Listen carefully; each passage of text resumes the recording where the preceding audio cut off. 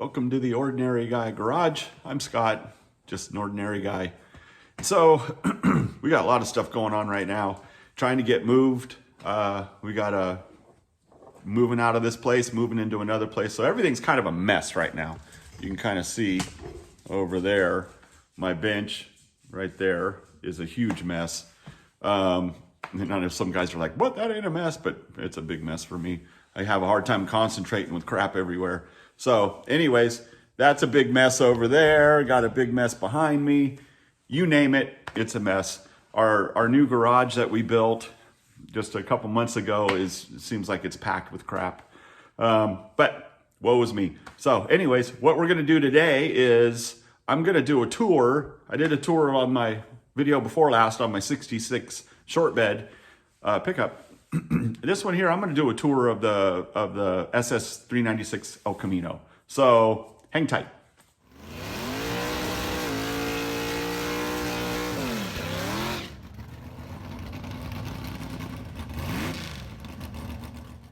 All right, well, here we are in the garage. This is a big garage. This is 24 by 40. Hate to leave it, but you know, it is what it is. So there's the El Camino. Kind of buried, you know. There's a lot of crap in here. A lot of stuff. And I was very careful, and I was, you know, giving my wife and kids a hard time saying, don't put anything behind the El Camino. Don't do that. I want to be able to get it out. And you can see there's nothing in the bed. I put a couple little things in the bed, and I got a little wetsuit hanging off the back.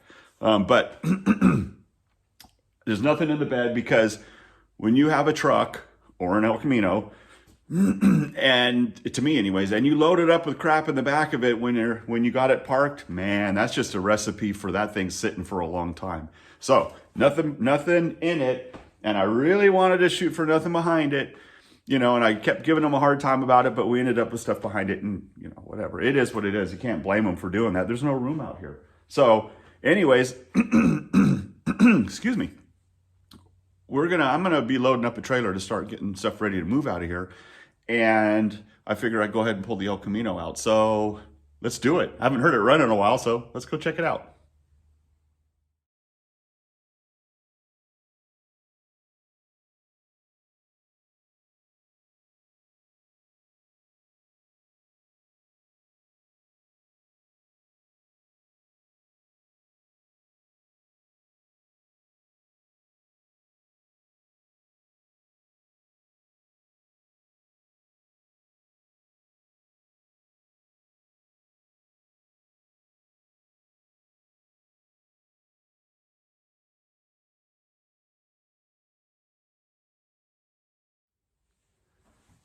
Man, I tell you what, that's the way to pick things up.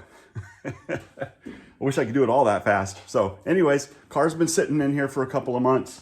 I haven't really messed with any car stuff at all, hardly, because the whole move thing.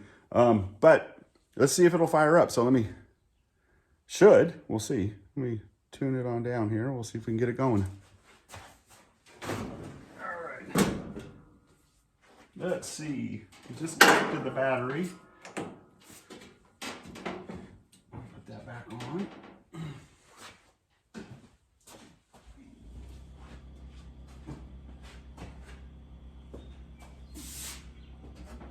Let's pop this off, see if there's any fuel in there.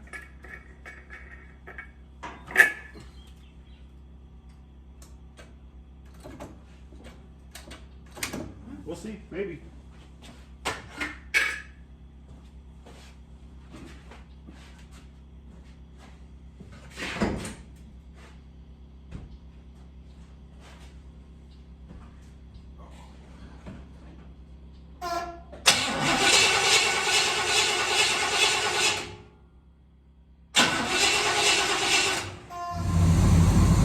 All right, well, it took a minute. A little bit of coaxing with my wife's car, giving it a jump start, and a little bit of priming the carburetor. Like I said, it's been sitting for a few months. But I got her fired up, let her warm up for a minute. I'm gonna rinse it off because it's also dirty. And then we'll get into our video, so hang on. All right, took a little bit of jump start, took a little bit of splash of fuel in the carburetor, but she fired right up. And I brought her out and gave her a wash just because it had been sitting for a while. So anyways, here she is. It's a 1968 SS 396 El Camino. El Camino is kind of one of those cars where, one of those muscle cars where people either love them or they hate them. People either call them a pickup truck or they call them a car. Now, for me, I love them, and to me, it's a car. But that's just me. But 1968 SS 396, no matter what you got it in, to me was the cream of the crop. So that was the muscle car to have.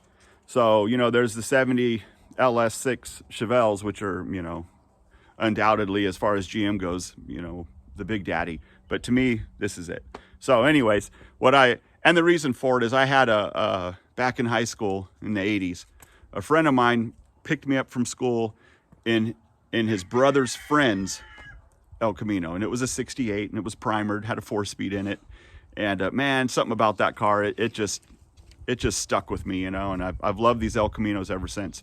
I've had 3 of them, you know. The other 2, you know, the first one was a 68 that was kind of a piece of junk, but I liked it. The second one I had was a 69 that I sold back years ago.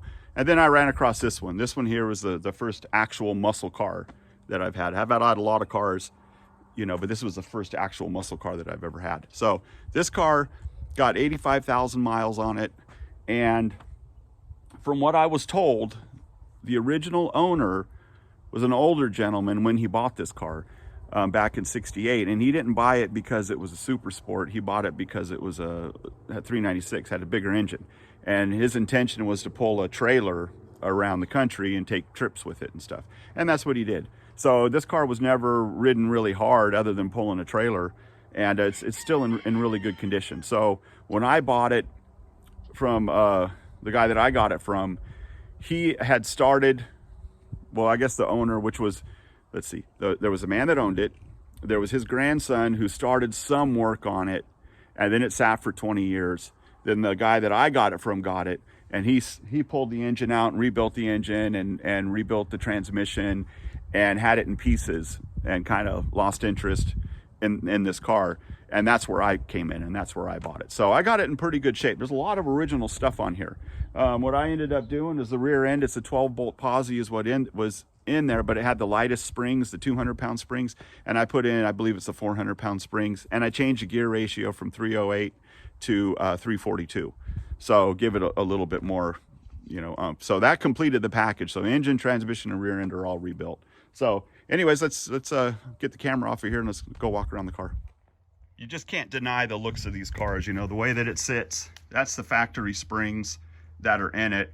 I changed the wheels. Originally, the Super Sports had a 14x7 rally wheel, and these are 15x8s, and that's a 245/50 or 245/60 15 tire on it, and it just looks right on there. I don't have all the trim pieces on because I'm kind of, it was somewhat of a mock-up here. I still got to pull the front end back off and realign it and get it ready for paint.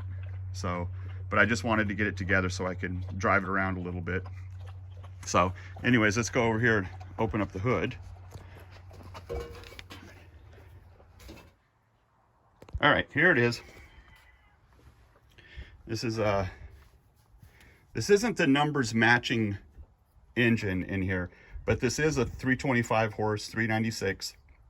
This is a 1968 motor. I believe this was probably one of the factory warranty replacement engines that used to happen to these things. Interesting thing, the transmission is the original transmission, and it's got the build, or it's got the numbers matching to the VIN of this car. And the build date of the transmission is actually the same exact build date of the engine. So that's about as close as you can get without being numbers matching, in my opinion. I have all the air conditioning stuff. It's an air conditioned car. I just, like I said, this is still in the process of being put together. Power brakes, power steering, all of that. You can see it's an actual,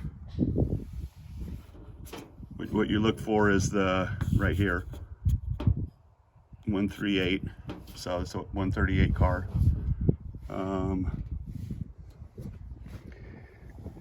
So there's under the hood.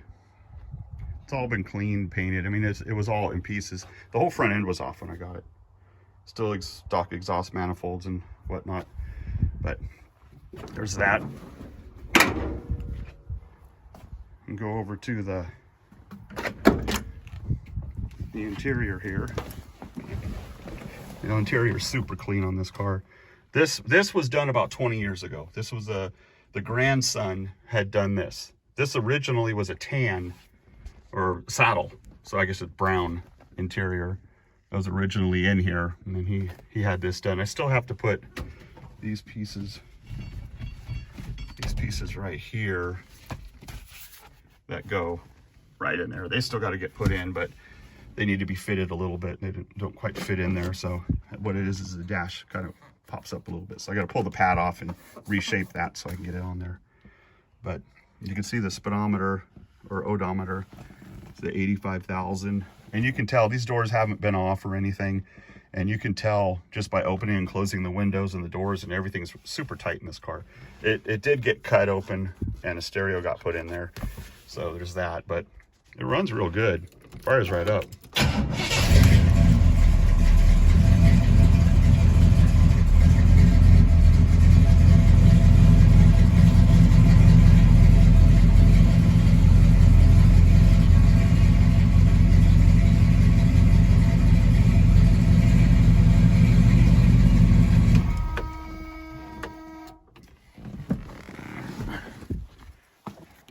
So yeah, so another good view of the interior. Now originally this car had a vinyl top on it, and you can kind of see back into here. Some of it still remains right there. It was a white vinyl top, so, but there's no rust. There's no rust anywhere. I mean, this whole thing is solid. That's not rust. It's just a little primer sticking through right there. There's just nothing, no rust anywhere. So the car was really well taken care of. Yeah, so ermine white with a white vinyl top and a saddle interior was probably the ugliest El Camino on the lot. So I'm glad that the grandson had put the black interior in it, because that's what I would have done anyways, because I just didn't like the color combination. Didn't work pretty good, or didn't work very good. I'm gonna redo the vinyl top because I like a vinyl top on an El Camino, and it'll be black, the top, because I think it complements the trim down here that the Super Sports have. So we get over to the bed. The bed is super clean in here too. There's a little water over there from washing it. I got to get that out. But again, no rust anywhere in here. In fact, you can see right here, this is glue. And there was carpet glued in here. And you can, I don't know if you could see it or not, but there's a line. Yeah, you can see it right there. All the way down the car where the vinyl or the camper shell was on here. Or topper or whatever you call it. You can see where that was. And so that's what preserved the bed. So it's really clean too.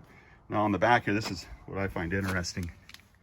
Some of the older guys will recognize this, but all these little stickers, you know, where stickers were, each one of these is from a place where you would, you know, visited. So back in the day in the 70s, you'd see these all over the back of campers and stuff. People take trips and they'd get a sticker from a place they went to and they'd stick it on the back, on down the back, you know. So there was, I can't remember, I counted them. I can't remember how many was there, but pretty cool. So that's still there, but that's going to go away when I paint it.